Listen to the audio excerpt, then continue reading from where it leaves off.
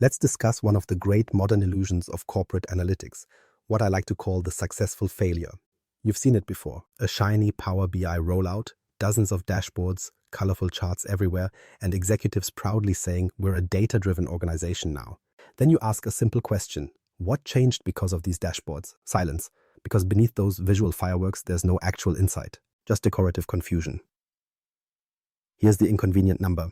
Industry analysts estimate that about 60 to 70% of business intelligence projects fail to meet their objectives, and Power BI projects are no exception. Think about that. 2 out of 3 implementations end up as glorified report collections, not decision tools. They technically work in the sense that data loads and charts render, but they don't shape smarter decisions or faster actions. They become digital wallpaper. The cause isn't incompetence or lack of effort. It's planning, or more precisely, the lack of it.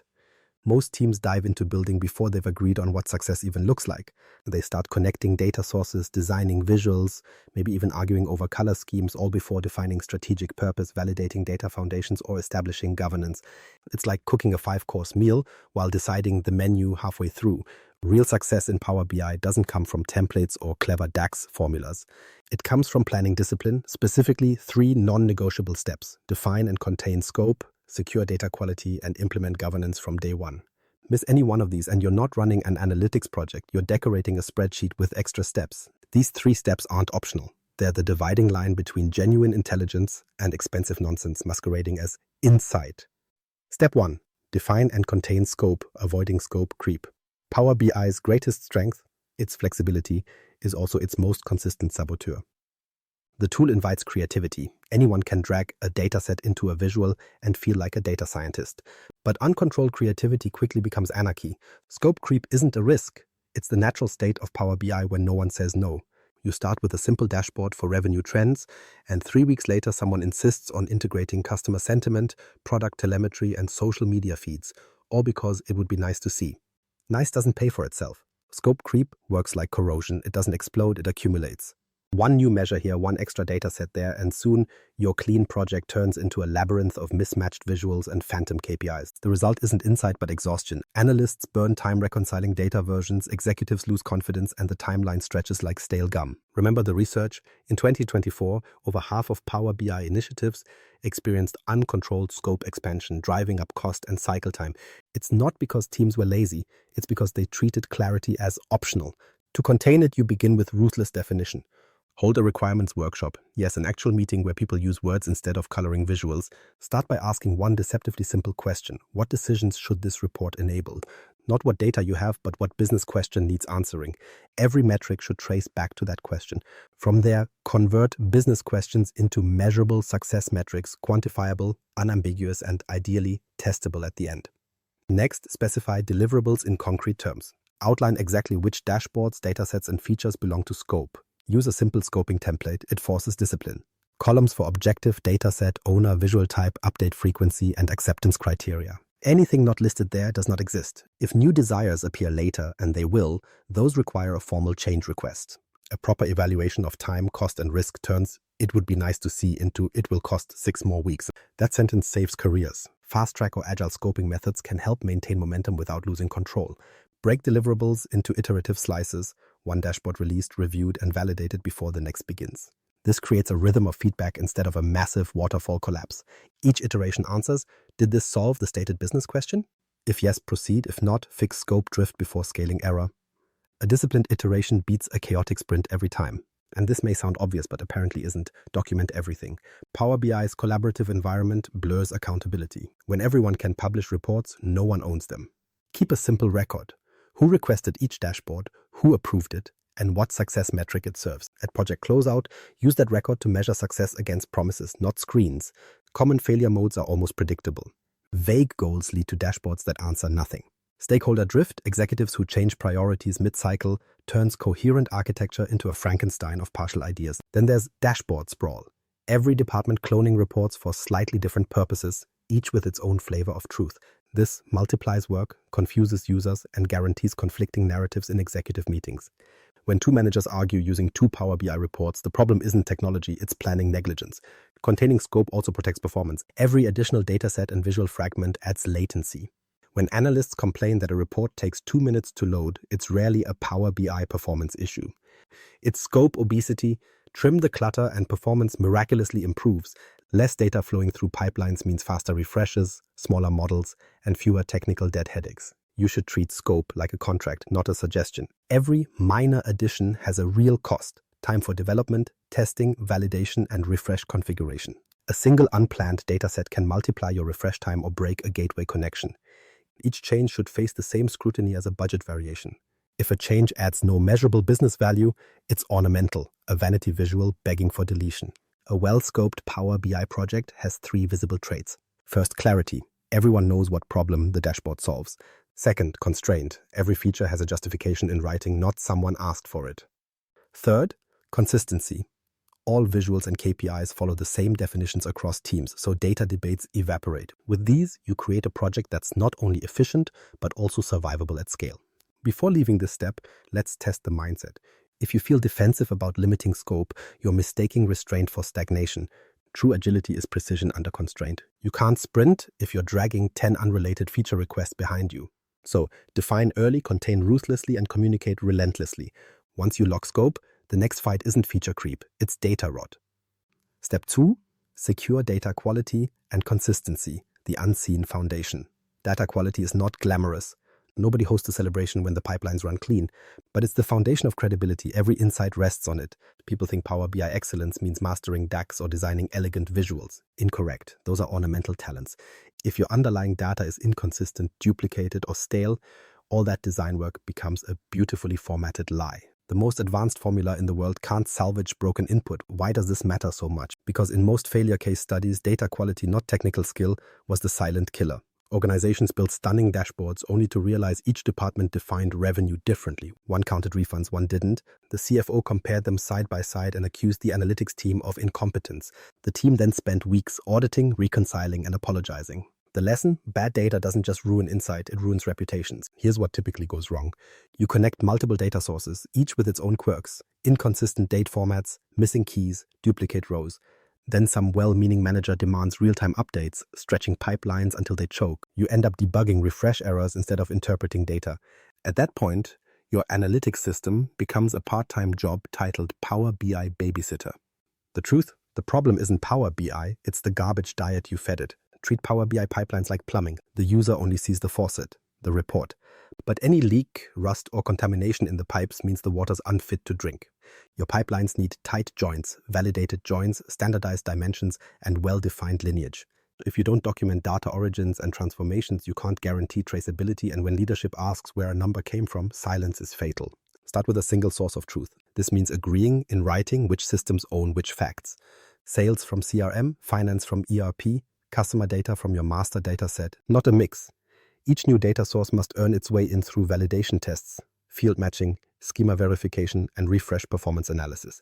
It's astonishing how often teams skip this, assuming consistency will emerge by osmosis. It won't. Define ownership or prepare for chaos. Next, standardize models. Build shared datasets and data flows with controlled definitions rather than letting every analyst reinvent them. Decentralized creativity is useful in art, not in analytics. One organization I advised had 15 datasets, all named sales model. Identical purpose, different logic. Every meeting began by arguing which number was correct. Centralizing those models instantly cut confusion and dashboard proliferation by half. Think of standardized models as your immune system. Without them, misinformation spreads unchecked. Testing is another neglected discipline. You test software, so why not data? Implement automated validation rules, row counts, format checks, outlier detection. Set up scheduled refresh checks. If a refresh fails twice in a row, escalate it automatically. And lock every transformation because audit trails protect you from phantom bugs and human memory. A missing transformation note is how errors become folklore. Nobody knows why that column is null, but don't delete it. Monitored transformation logs clarify accountability. Performance symptoms also trace back to poor data hygiene. People complain, our Power BI report is slow. Translation, we joined bloated tables without partitions and forgot to filter scope. Clean, pre-aggregated data models refresh and render faster. Dirty, oversized ones collapse under their own inefficiency. Cleaning data isn't busy work, it's the cheapest form of optimization. A gigabyte saved in pre-processing often eliminates minutes from each refresh. Now address self-service chaos, the modern epidemic. Microsoft marketed Power BI's self-service model as democratization, which sounded noble until every intern published reports from random spreadsheets. Eventually, no one trusts the numbers, so executives order IT to clean it up. Self-service without governance morphs into Wild West analytics. The cure is disciplined curation. Approve certified datasets. Enforce naming conventions. Demand dataset owners for every workspace. Freedom without accountability is anarchy disguised as empowerment. Here's a practice that separates professionals from hobbyists. Regular data quality reviews. Schedule them just like sprint retrospectives. Verify that pipelines deliver correct values, transformations still align with definitions, and performance remains stable. These aren't optional chores, they're preventive medicines. Skipping them invites rot. And data rot spreads silently until your dashboards become digital fiction. The mindset shift is simple. Treat data quality as infrastructure, not decoration. No one thanks you for a healthy foundation, but they will blame you for every crack. When you enforce consistent definitions, reduce duplication, and monitor lineage, you're not just cleaning data, you're manufacturing trust. And in analytics, trust is the currency that keeps decisions flowing. With this foundation secured, your reports transform from decorative charts into reliable instruments of truth. Only then is it worth arguing about colors or layouts. Once the data is trustworthy, the next challenge isn't technical, it's political. Governance. Step 3. Implement governance from day one. Governance is the word everyone nods at and then quietly ignores. It sounds bureaucratic, like something that will slow the fun part, building dashboards. But skipping governance is how you guarantee chaos later. Governance is not a constraint, it's scaffolding. It doesn't limit innovation, it lets it survive without collapsing under its own enthusiasm. And in Power BI, governance means defining how people, data, and reports behave before they misbehave. Let's define it precisely. Governance in Power BI is the framework that tells you who can do what with which data, under what conditions, and for how long. Roles, access controls, compliance standards, and lifecycle policies are the 4 spinal columns. Without them, you get the horror scenario: hundreds of duplicated workspaces, unverified datasets, and undiscoverable reports no one dares delete. It looks busy, it feels productive, but it's analytic landfill. Now, there are 2 schools of thought. The centralized model, run by IT, values control and consistency. Every dataset flows through review, naming standards, and row-level security before release. It's tidy, compliant, and slightly soul-crushing for impatient analysts. Then there's the decentralized model, self-service for all, fast, creative, and catastrophically messy when unchecked. The proper answer is neither extreme. You need a hybrid. Centralized guardrails with decentralized freedom inside them. Think of it as controlled autonomy.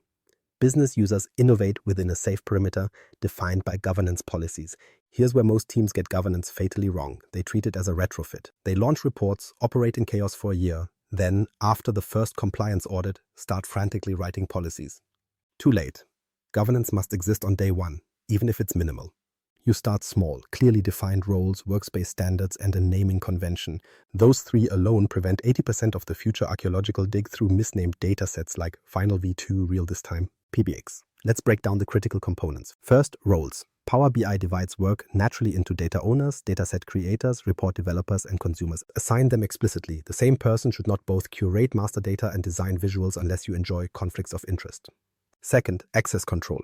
Implement row-level security, RLS, or object-level security, OLS, early. Don't wait for the first data leak to realize, oh, maybe HR shouldn't see sales commissions. Each role gets data access tailored by necessity, not convenience. Convenience breeds breaches. Third, dataset lifecycle policies. Every dataset should have an expiration plan, review dates, refresh frequency, and ownership validation. Treat datasets like milk, they're not immortal. Expired data poisons trust. Establish routine ownership checks. If the assigned owner leaves or the source system changes, suspend publication until reassigned. Nothing ages faster than an unmaintained dataset. Fourth, documentation. A governance framework without documentation is telepathy. At minimum, maintain 3 living documents: a data catalog describing certified datasets, a security matrix mapping roles to permissions, and a style guide for visual standards. Store them in a shared workspace where everyone actually looks. Governance isn't secrecy, it's shared clarity. Documentation turns tribal knowledge into institutional memory. Automation reinforces consistency. Power BI admin APIs and audit logs allow you to monitor workspace creation, data refresh failures, and report access patterns. Automate the boring parts: nightly scans that flag orphaned datasets or unverified reports, notifications for refresh failures, and automated usage summaries to identify dead content. Governance by automation is elegant because machines don't forget policies or yield to executive urgency. But governance isn't just technology, it's culture management. You need communication and training strategies so that rules are understood as safety, not punishment. Conduct onboarding sessions explaining why naming conventions, certification badges, and access policies exist, not to restrict but to protect credibility. When users grasp the why, enforcement becomes collaboration. Create champions within each department, mini governors who translate central policies into daily habits. Governance enforced top-down breeds resistance. Governance internalized through training breeds continuity. And yes, you will encounter resistance. Analysts complain, it's slowing us down. Correct response? No, it's stopping you from speeding in circles.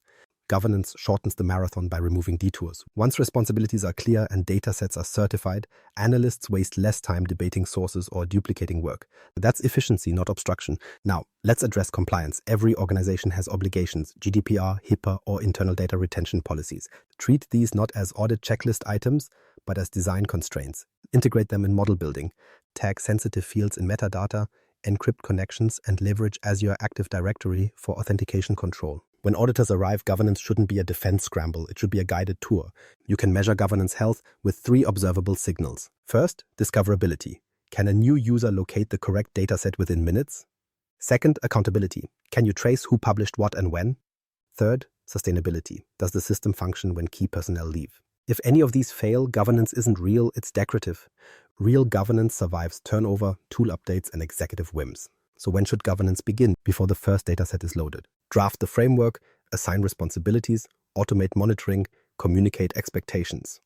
Only then do you build dashboards. Think of governance as an immune system. It must exist before infection, not after outbreak.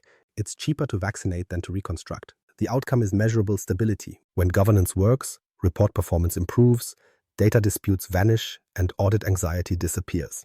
Decision makers trust dashboards again, and trust, that quiet, invisible currency, is what separates analytics excellence from spreadsheet theater. These 3 foundation layers, scope, data quality, and governance, aren't optional accessories.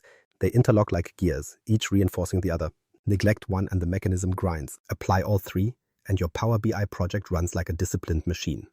Or, put less politely, plan it like a professional, govern it like an adult. Integrating the 3 steps into a unified blueprint.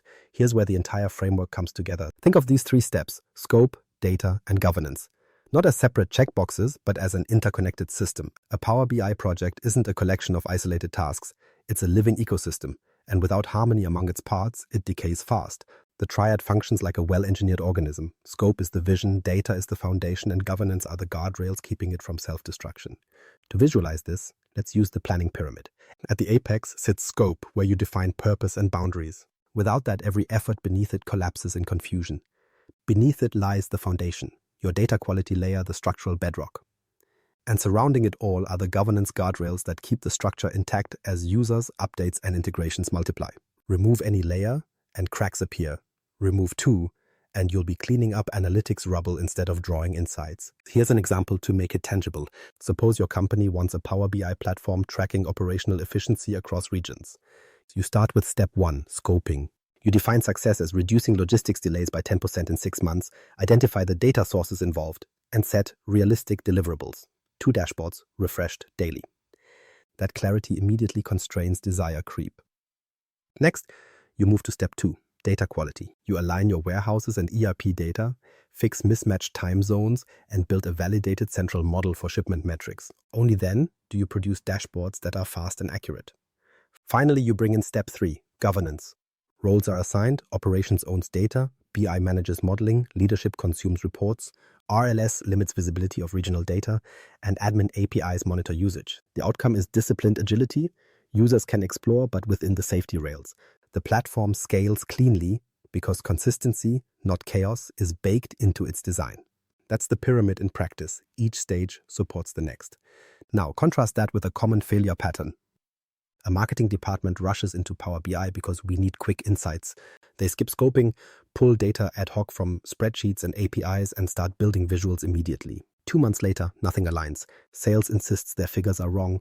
IT refuses to refresh data, and no one can trace where the numbers came from. Governance arrives afterward like a janitor cleaning confetti after a failed party. This version of agility costs months of rework and reputational bruises that take longer to heal than the dashboards took to fail. Notice how success flows not from talent but from sequence. The pros don't improvise, they orchestrate.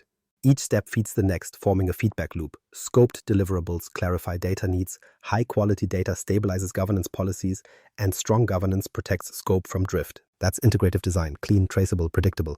The benefits form a cascade. Delivery accelerates because decisions are predefined. User trust rises because metrics are consistent. Scalability improves because governance automation reduces manual chaos. When all three layers align, Power BI evolves from a reporting tool into a continuous intelligence platform. That's what separates analytics maturity from dashboard hobbyism. These aren't academic theories, they're field-tested survival mechanisms. Consultants called to rescue failed Power BI deployments always rediscover the same thing. Fixing one dimension can't fix a broken system. You can polish visuals endlessly, but without data hygiene and governance, they still mislead. The integrated blueprint is simple but unforgiving. Ignore one layer and success evaporates. So if you're mapping your next Power BI project, remember what the pros do first. Plan before you build, verify before you show, govern before you celebrate. Common mistakes and quick wins. By now you know what excellence looks like. So let's dissect how most teams derail themselves and how to recover quickly. Common mistake number 1, unclear goals. Make a dashboard is not a goal, it's a cry for structure. Without articulated business questions, every data request feels urgent and every change feels justified, which is how scope creep slips in unnoticed. Mistake number 2, ignoring governance. Teams treat access policies as paperwork instead of protection, skipping them until compliance panic hits. Then people scramble to locate the latest report version while auditors watch. That's not strategy, that's shame management. Mistake 3, untested data. Refresh failures and duplicate measures are treated as nuisances instead of red flags. Remember, bad data lies confidently. By the time leadership acts on it, the damage is already done. Recovery is simpler than humiliation. Start every new project with 2 artifacts, a scoping template and a governance checklist. 10 minutes with those documents saves months of apology tours. Run iterative feedback cycles, release, review, refactor. Treat each dashboard as a hypothesis that must prove its value before expansion. Continuous improvement isn't corporate jargon, it's survival therapy for analytics teams. Miss any one of these 3 fundamentals, scope, data, or governance, and the failure began before the first visual loaded. But adopt them, and your Power BI platform becomes not just sustainable, but scalable intelligence. The non-negotiable mindset. Here's the truth everyone pretends not to know. Power BI success isn't built inside Power BI. It's built before you ever launch it. Inside documentation, workshops, and governance policies that nobody brags about on LinkedIn, the flashy visuals are simply the surface tension of a deeper discipline. What distinguishes a true data professional from a dashboard hobbyist is the ability to plan with boring precision long before a single visual exists. That's the non-negotiable mindset. A good Power BI project operates more like engineering than art. You define constraints, build tests, and verify tolerances. Yet most teams behave like painters on caffeine, throwing colors at a blank visual hoping meaning appears. Enthusiasm is not a project plan, it's just noise until disciplined planning translates it into results. Professionals know that beautiful dashboards built on shifting requirements, dirty data, or absent governance are still failures, only better lit. Discipline over enthusiasm. Engrave that phrase mentally. Begin with purpose, not data. Translate that purpose into metrics, map those metrics to reliable data sources, then wrap it all in governance that enforces how truth is maintained. The flow is deliberate. Scope defines direction, data quality ensures the truth of that direction, and governance keeps the truth intact when humans, departments, and ego start interfering. Lose any element and your fancy visuals decay into decorative dishonesty. The difficult part is cultural, not technical. Planning feels slow in a world worshipping speed. But chaos is slower. Every unscoped request, every unchecked dataset, every ungoverned workspace, each one adds future debt disguised as productivity. The fastest projects are the most disciplined ones because rework isn't speed, it's penance. Adopt this mindset and you stop chasing crises. You anticipate them. You halt the parade of urgent fixes by designing a structure that doesn't break under pressure. Refusing governance or documentation doesn't make you a maverick. It makes you a maintenance budget. The universe does in fact punish negligence, so treat planning as the real craft of analytics. The visuals are the reward, not the foundation.